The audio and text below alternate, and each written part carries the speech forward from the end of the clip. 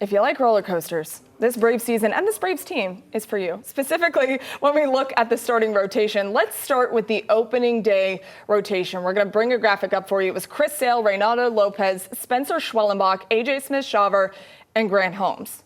Okay, we'll scrap that because all of those guys are not playing baseball right now. They're all on the injured list. And then you look at the current starting rotation, Spencer Strider, Bryce Elder, Joey Wentz, to be determined. I always get the kids say, Mom, can't wait to see TBD pitch. Let's go down there and check them out. Honestly, at this point, that is what we're saying. We can't wait to see TBD pitch. And I saw this from our good friend Grant McCauley, our Braves insider, as well, for illustrating that perfectly. What a mess when it comes to the starting rotation, Gabe. I'll let you take this because they're trying to fit puzzle pieces into a puzzle and they're not fitting. How do you navigate what is that hodgepodge of a starting rotation? I mean, you just get through it however you can. I mean, that's the bottom line. With TBD. Look, I mean, last year they dealt with injuries and they managed to rally and they managed to make the post. That was a real accomplishment. I know, like, they got bounced really quick. This has just been too much to overcome. The underperformance, just everything. Like this, I mean, they're done. Obviously, they're not going anywhere. And they can't overcome this. You lose your entire rotation. I mean, we're going to be seeing, I would expect, guys like Waldrop. We've already seen Didier Fuentes, who clearly wasn't ready. And it was unfair to him that he was ever put in that position to begin with. So they're just, everything that could go wrong has pretty much gone wrong for them. And this happens sometimes. They've had an awesome run. 7 straight years of making the postseason. That's great. It's going to be a really interesting offseason. Maybe they're the Falcons' sacrifice because 7 straight seasons of not making the playoffs and then 7 straight seasons of a Braves team making the playoffs. Who knows? All joking aside, this really is not a great situation for the Braves because Grant Holmes now on the injured list because of the elbow tightness for him. So this is another blow to your starting rotation. These pieces that you're looking for, not named TBD. What happens now that Grant's not a part of this? Well, now you're going to need the reverse of what we saw the first half of the season. The first half, we saw decent pitching. Grant Holmes really carrying the load. We saw strikeouts and Chris Sale, and nobody was hitting. Now it looks like some bats are coming alive with Michael Harris II.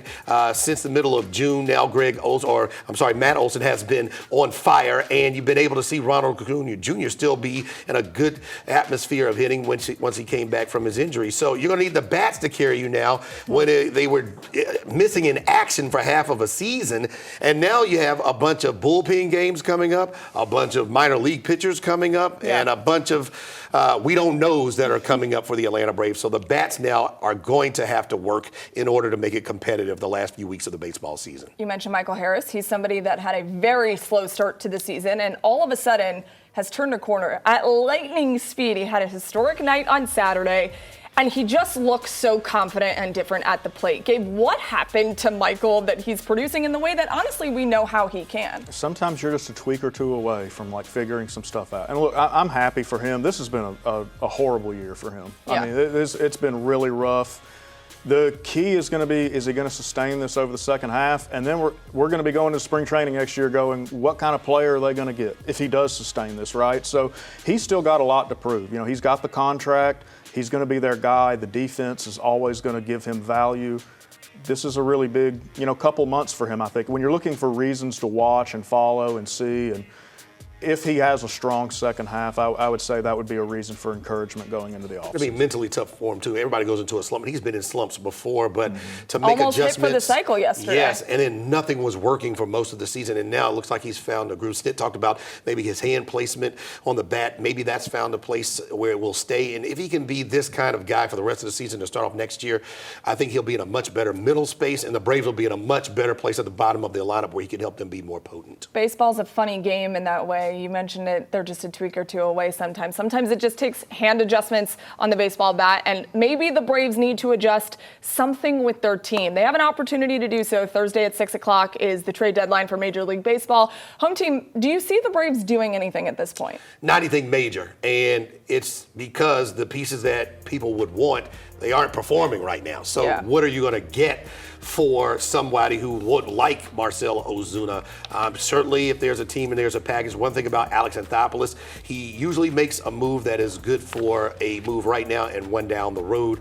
it seems like to get best bang for your buck is just to wait till the season's over during the winter meetings, and then people can sit back and see exactly what they need. And the Braves can do so as well. So if there is a move, maybe there could be a pitcher gone. Maybe Raisel Iglesias can help be a bullpen arm for somebody else. I don't know, but I don't expect a major move for a player that's going to be here for years to come in at the trade deadline. He mentioned Marcell Ozuna. Gabe, do you think that his days are limited now in a Braves uniform? Yeah, I agree. It's not going to be anything major, but I do think Ozuna will be traded. I do not think it's going to be any kind of outstanding return, anything to get people excited. It just makes sense. There's no reason to keep him here now. The playing time's dwindled. You want to look at the Murphy-Baldwin combo as your catcher DH, see if that's something that you're going to do full-time next year. Yeah. I think Iggy's going to be traded. Pierce Johnson is interesting. I think he'd be one of the better relievers available. He's got a $7 million team option, so you have to ask yourself, what am I getting for him that I'm giving up? Would I pick up that option, first of all? And if you're moving him, then they're trying to win next year. You know, they've already got to add multiple relievers, so then that's another guy you're going to have to replace. But I would certainly think Ozuna and Iggy will be gone. If anything, this is going to be an incredibly busy offseason. Not that it ever is not busy for Alex Anthopoulos. It'll be wild to see what they do because they do need to move some stuff around if you're looking to next season.